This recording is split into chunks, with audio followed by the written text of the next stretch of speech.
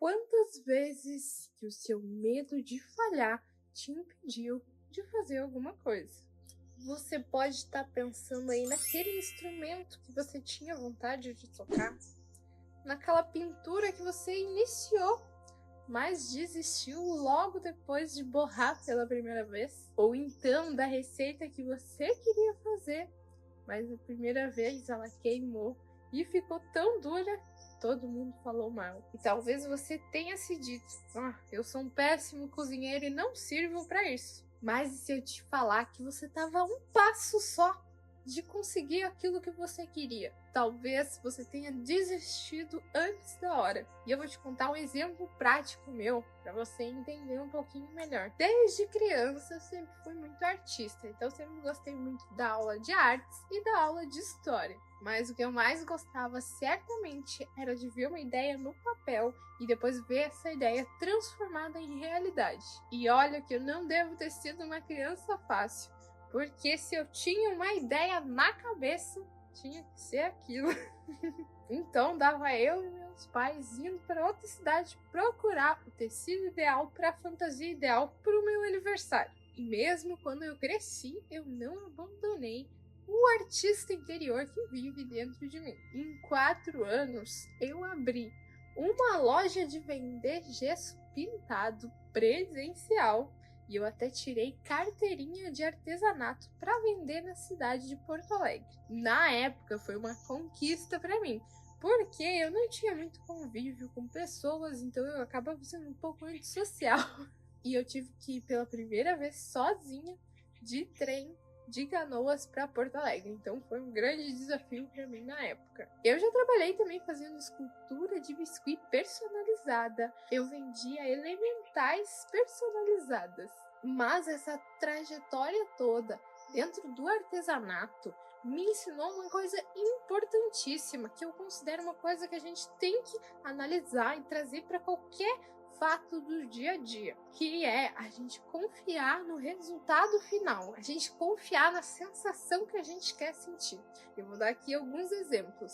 Então, quando a gente está começando uma pintura, eu, por exemplo, começo pelo esboço. Às vezes eu peço até pro Arthur fazer para mim os esboços, porque ele é muito bom de desenho. Mas, quando você dá a primeira demão, você vai lá e dá o fundo branco, você começa a pensar: gente, isso é só uma forma, não tem como isso aqui virar um desenho legal. E aí começa a vir aqueles pensamentos invasivos na sua cabeça, de que talvez você não vai conseguir fazer aquilo. Mas você daí dá a segunda demão e aí começa a adicionar cor no seu desenho. Então ele aos poucos começa a tomar uma forma que nem você tinha imaginado. Talvez ele ainda não esteja do jeito que você tinha pensado exatamente. Um conselho que eu sempre dou pro Mago Arthur quando ele tá desenhando é de não se apegar à referência completamente. Então você trazer exatamente aquele traço que a pessoa desenhou. E sim você recriar aquela referência trazendo uma essência sua, tornando aquilo uma coisa única sua. Uma nova visão, uma nova interpretação sobre aquela velha arte. E você pode estar se perguntando: mas como que eu vou aplicar isso no meu dia a dia? Então, muitas vezes você talvez tenha aí o sonho até de tocar um instrumento, aprender a tocar violão, uma gaita, seja lá, ou cantar, e você vai na primeira aula de música e não consegue cantar bem de primeira.